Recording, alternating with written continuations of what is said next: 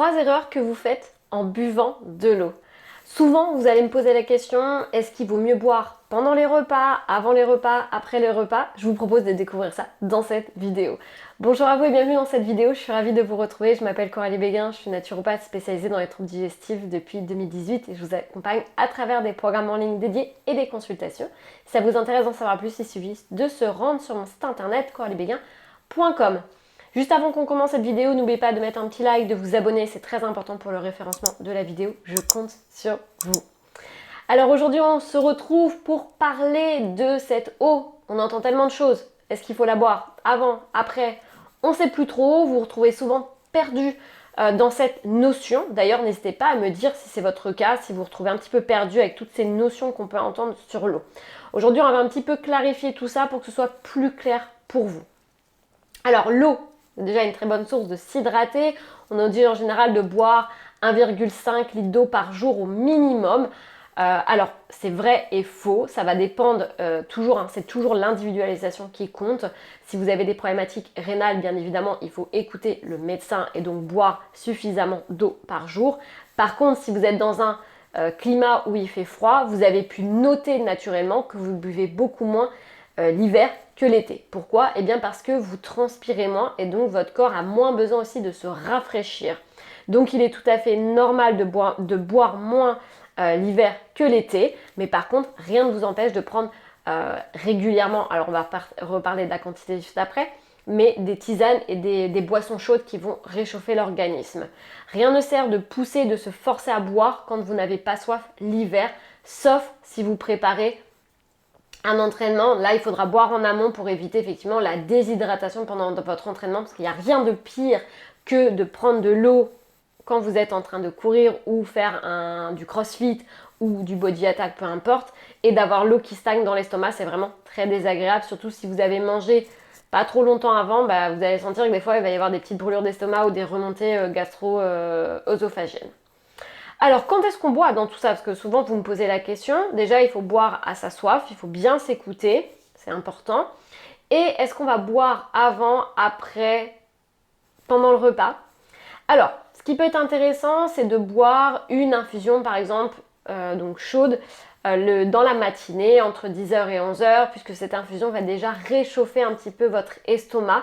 Rien de pire pour un estomac que de boire de l'eau glacée. Ah bah là, vous êtes sûr que soit vous allez avoir des maux de ventre, soit vous allez avoir envie de vomir ou d'avoir une diarrhée. On le voit souvent chez les enfants, des fois qui boivent glacé, ça leur donne des vomissements. Chez les adultes, ça va plus être des diarrhées. Donc rien de pire que de boire glacé. Donc on va boire plutôt à température ambiante et plutôt des infusions, enfin plutôt des plantes chaudes, des boissons chaudes. D'ailleurs, on le voit en Asie. En Asie, ils boivent chaud en général pendant le repas. Donc buvez plutôt température ambiante, surtout pas glacée. Demandez au restaurant des boissons plutôt à température ambiante, de l'eau à température ambiante plutôt que de l'eau glacée avec souvent en plus ils rajoutent encore des glaçons dans les verres. Donc c'est vraiment très très néfaste pour la partie digestion puisque le froid bloque votre digestion. Donc on va boire une petite infusion vers 10h-11h qui va déjà préparer et réchauffer notre estomac. Et ensuite on va surtout éviter de boire trop de liquide avant de passer à table puisque cet excès de liquide va noyer, va diluer les sucs gastriques. Donc ça c'est la première chose. Mais si vous avez soif avant de passer à table, buvez un petit verre d'eau. Quand vous êtes à table, eh bien vous pouvez boire de l'eau. Oui, c'est tout à fait autorisé, parce que souvent on me dit dans les accompagnements en ligne et les programmes en ligne, Coralie, je ne sais pas si je dois boire de l'eau pendant les repas, je pense que je fais une erreur.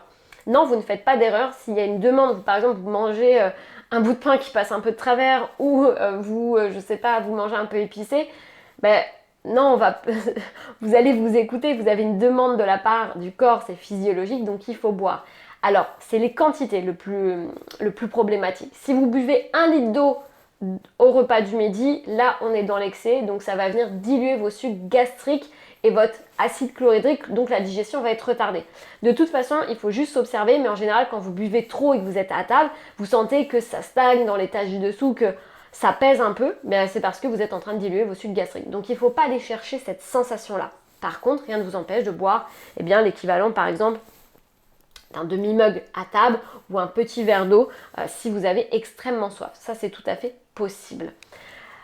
Ensuite, Quand vous avez terminé de manger, souvent vous me dites bah, c'est là où je vais boire de l'eau justement parce que j'ai pas bu à table. Et bien là c'est là où ça va être le plus problématique puisque vous êtes en pleine digestion à partir de ce moment-là. Et si vous venez mettre trop de liquide dans votre estomac, ça va venir diluer les sucs gastriques et l'acide chlorhydrique, ça va venir vraiment vous ralentir la digestion. Donc vous pouvez boire à la fin du repas. Par exemple si vous buvez un café, encore c'est pas vraiment de l'hydratation, mais sinon vous buvez un petit verre d'eau ou une infusion, ça c'est tout à fait possible. Par contre, si vous prenez par exemple, je reprends mon histoire de mug, mais si vous prenez 2 grands mugs comme ça après le repas, vous êtes quasiment sûr que vous allez venir diluer vos sucs gastriques et donc bloquer cette fameuse digestion qui va entraîner derrière des ballonnements, des maux de ventre, ça peut être des brûlures, des sensations d'éructation répétées parce que faut que ça vidange, faut qu'il y ait la vidange gastrique qui se mette en place et vous allez sentir que vous allez avoir beaucoup de mal à digérer. Donc on va venir boire après le repas et surtout on va venir s'hydrater régulièrement. Le plus néfaste pour l'organisme, c'est quand vous venez prendre une énorme quantité d'eau d'un coup parce que vous n'avez pas anticipé les besoins de votre organisme. Le mieux c'est de s'hydrater toute la journée, de prendre une infusion et de prendre le temps de la déguster ou de prendre un verre d'eau et de boire quelques gorgées au fur et à mesure tout au long de la journée. Je sais qu'il y a des personnes qui ont du mal à boire régulièrement parce qu'elles n'y pensent pas et qu'elles n'ont pas le besoin ou parce qu'elles sont tellement concentrées dans leur vie professionnelle ou personnelle, des fois que vous ne pensez pas à boire. Donc moi ce que je vous invite à faire, c'est à mettre un petit chronomètre sur votre... un petit rappel, une alarme qui va venir sonner par exemple tous les quarts d'heure et qui va vous inviter à boire un verre d'eau. Et après, ou un demi-verre d'eau, on parle bien attention, pas d'une grosse quantité. Et à ce moment-là, vous allez prendre de plus en plus le pli d'être régulier dans cette prise d'hydratation, dans cette prise d'eau. Donc ça c'est important. Et puis rien ne vous empêche d'avoir un petit rituel, de vous dire moi vers 10h, 10h30 je me fais une infusion et vers 15h30, 16h je me refais une infusion.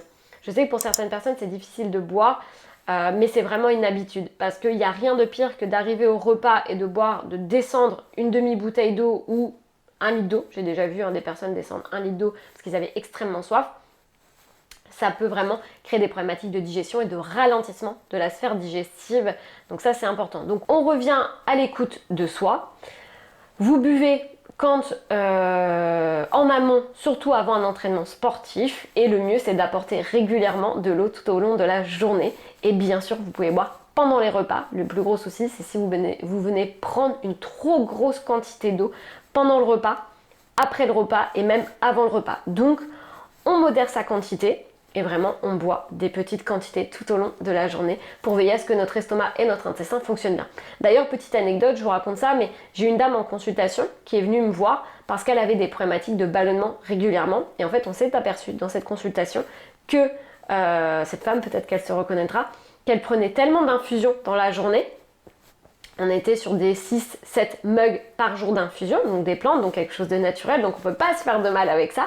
Et malheureusement, elle venait diluer ses sucs gastriques, elle venait déjà diluer son acide chlorhydrique et ça lui entraînait des grosses problématiques de ballonnement alors que son alimentation était quasiment digeste et assimilable et naturelle. Donc on se rend compte encore une fois que c'est toujours l'excès ou l'insuffisance qui nuit au niveau du corps. Dites-moi dans les commentaires si vous avez fait attention au niveau de la quantité, est-ce que vous buvez pendant, après, est-ce que vous faites attention à ça?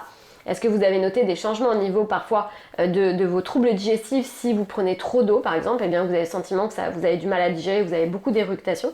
Dites-moi en commentaire, je serais intéressée de savoir. N'oubliez pas de télécharger le e-book si ce n'est pas encore déjà fait sur les 5 piliers de santé et de digestion pour vous réapproprier votre corps et votre santé, surtout si vous avez des problématiques de digestion. Eh bien ce e-book va vous aider à mettre en place une nouvelle hygiène de vie, donc n'hésitez pas à le télécharger, il est 100% gratuit.